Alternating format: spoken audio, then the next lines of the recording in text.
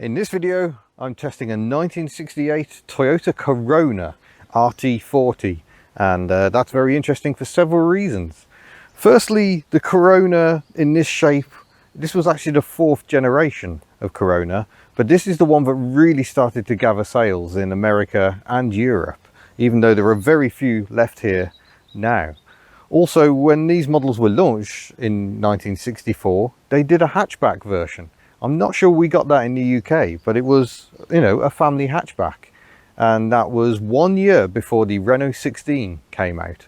So the Japanese, not always copying Europe, sometimes they were jumping the gun. But we'll start by talking about the styling of this car, because it is, I think it's still very Japanese. It's a little fussy, a little unusual, but I think looks lovely. And it's finished in Zenith blue. It's got these fender mirrors. I'm not sure the UK ones had those. They might have been added later, but they really look the part. And as we'll find out, they're actually really good out on the road as well. Features we didn't tend to get on British cars at the time, like the simple side indicator. The Japanese very early on adapted side indicators, and very, very useful if you're on a motorway, because you can't see the indicator at the front or the rear. You just get that little bit of indication to give you some idea of what's going on. This car sits on mini light wheels, which look a bit like the Watanabe Japanese wheels that are very popular. It's on very funky Avon rubber as well. And that hints that perhaps this car is not entirely stock. And that's true, it isn't.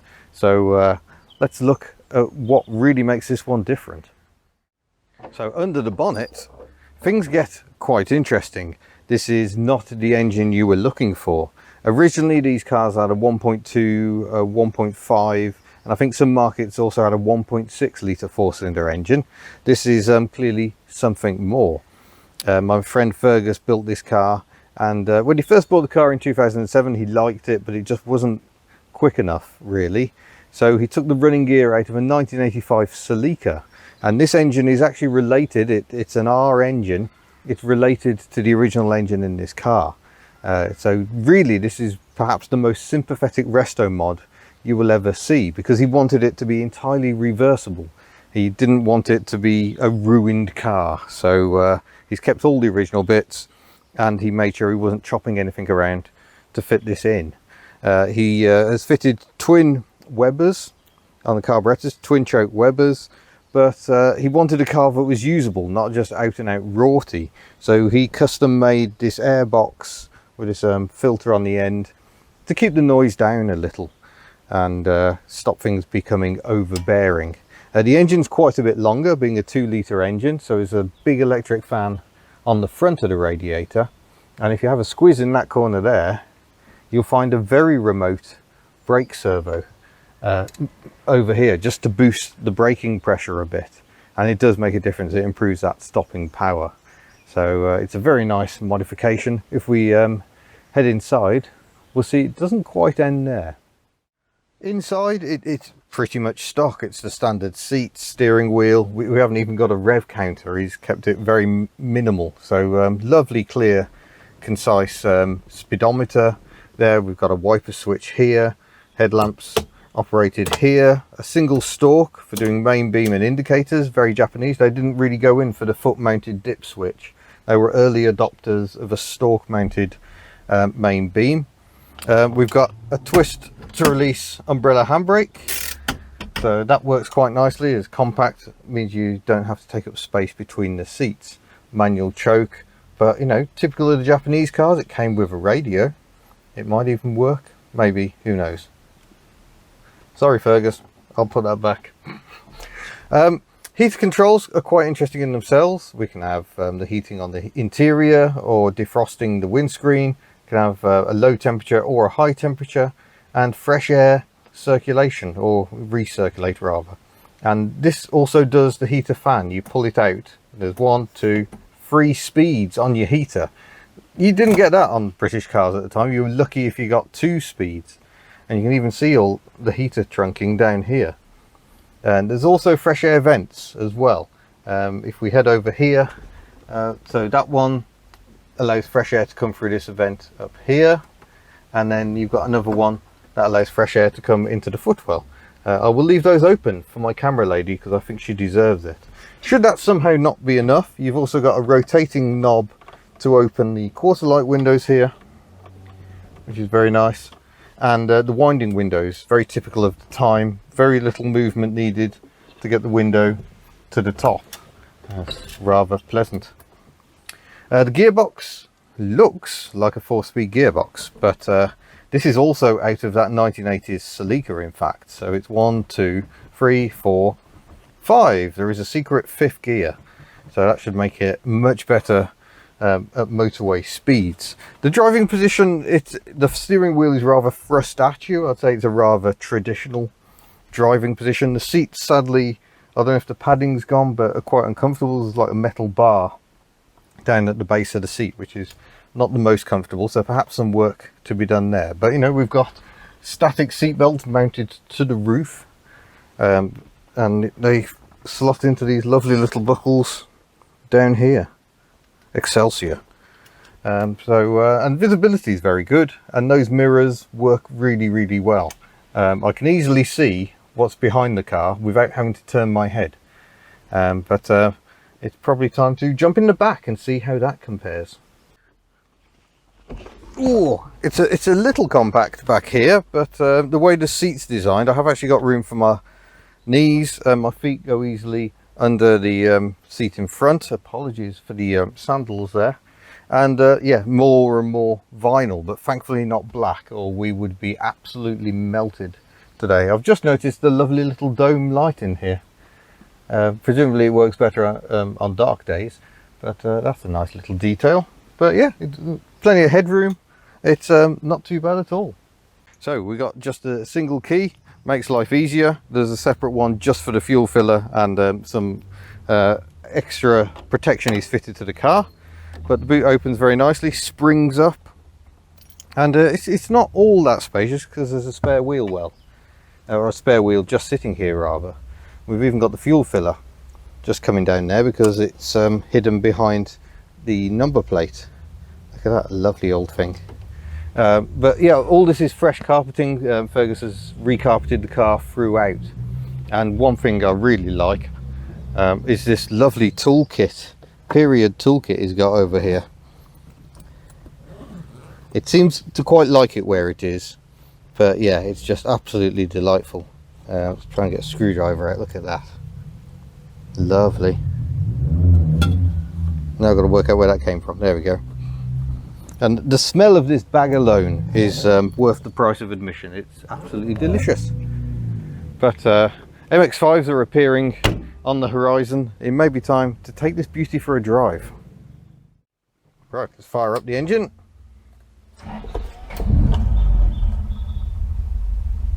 Settles down to a pretty mean burble. It sounds absolutely fantastic. Definitely sounds purposeful, but we have important business. We have the windscreen wipers. Is it oh, there we go. Twist for wash. They're very good. Look at that. And twin speed, yeah. Oh, but we do have a bit of a triangle of doom going on. That's a bit of a shame. Just a slight triangle of doom here. You can't see, it's behind the mirror. It's probably for the best, otherwise you'd be too... there's a bit of a dribble. We've got a disappointing dribble. But oh no, it's wash again. Now we've got even more screen wash. You just can't help yourself. I can't help myself, I love wipers. But that's not really what we're about. So put it into gear, get it on the bike, and we drop the handbrake back into the dashboard, and away we go. Now you can just bung a couple of carburetors on an engine, and you might not have very satisfactory results. It's all in the tuning, and it has to be said, this car is so nice to drive slowly, so it's a job well done. But if we pull out onto the road, whoa, whoa, it's yeah, a bit more lively than it would have been from stock, but it's not really about going stupid quick. I don't think that's why you bought this car. It's to make it more usable so we can take it on longer journeys, and the 5-speed gearbox makes such a difference, and it feels absolutely right. It's a fairly mechanical gear change, so it doesn't spoil the spirit of the car, I don't think. Suspension and steering, I think he's left it fairly stock. So we've got coil spring independent front suspension with wishbones and just good old leaf springs at the back. So the ride is a little rugged. He has beefed up the anti-roll bar to try and control the body roll a bit. But yeah, generally it feels a bit typical of Japanese cars of this era. Just a little underdeveloped, really. Because I think Japanese roads must be a lot smoother than British ones. So it's a little agricultural at times, but we'll take her out on this dual carriageway and we can open her up a bit more.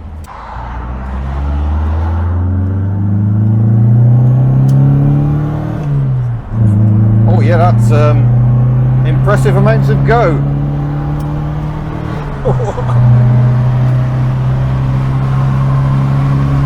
Yeah, we appear to be doing the motorway speed limit. We're going to close the window to try and reduce the noise a bit. I might even close my little vent window there, because it's a bit typical, lots of wind noise at higher speeds. But yeah, that's so much fun. I think we should do it again. Lovely indicator light flashing away here and a proper indicator tick.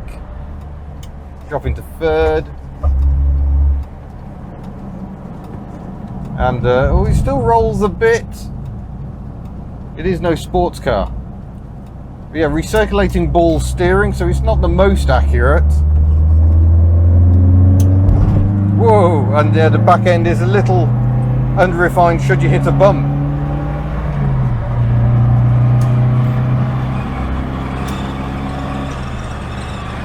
Yeah, that is a good amount of power. It's not stupid fast. It's kind of just the right amount to enjoy on public roads. Yeah, very entertaining. We had a very slow drive to where we just did the walk around filming. This is the first chance I've really had to open her up, and yeah, we're cruising along at motorway speeds very easily. Oh, hello, is that an MGA there? No? Oh, it's an AC Cobra replica. Fairly recent one, a 64 plate. Very nice. It does actually turn in quite nicely, but it does also roll quite a bit, and with that simple live axle with leaf springs at the back, you have to be a bit mindful that it might try and kick out on you. Can we take this more modern Toyota Corolla? Easily.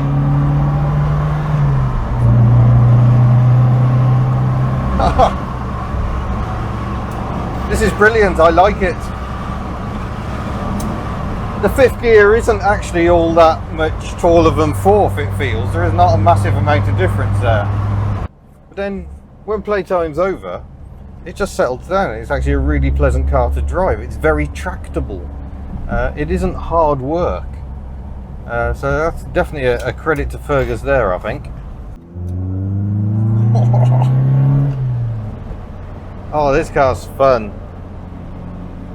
It isn't a particularly accomplished handler, but yeah, you can certainly have a giggle with it. I'm glad it's got the slightly bigger tyres on it, because I think otherwise it would be quite wayward at that back end. It feels quite unrefined over the bumps and is prone to getting a little skittish.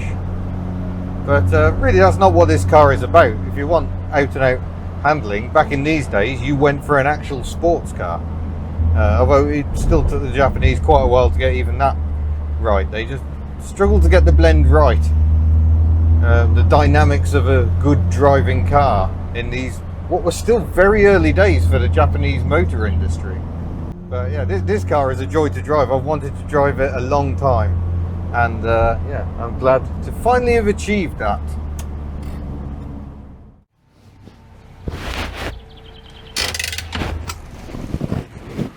Oh, well, that is proof that you can modify an older car and not destroy it. It's become hugely more entertaining to drive, but I don't think it's come at the cost of ruining what it is. It still feels like a 1960s Toyota. So yeah, well done, Fergus. This is a very enjoyable car. An RS competitor, RS Escort competitor, it certainly isn't, but it's a lot of fun to drive and I like it very, very much. So thank you very much for watching. Don't forget you can head to the Hubnut store for all sorts of goodies, and I'll just see you in a future video. Farewell.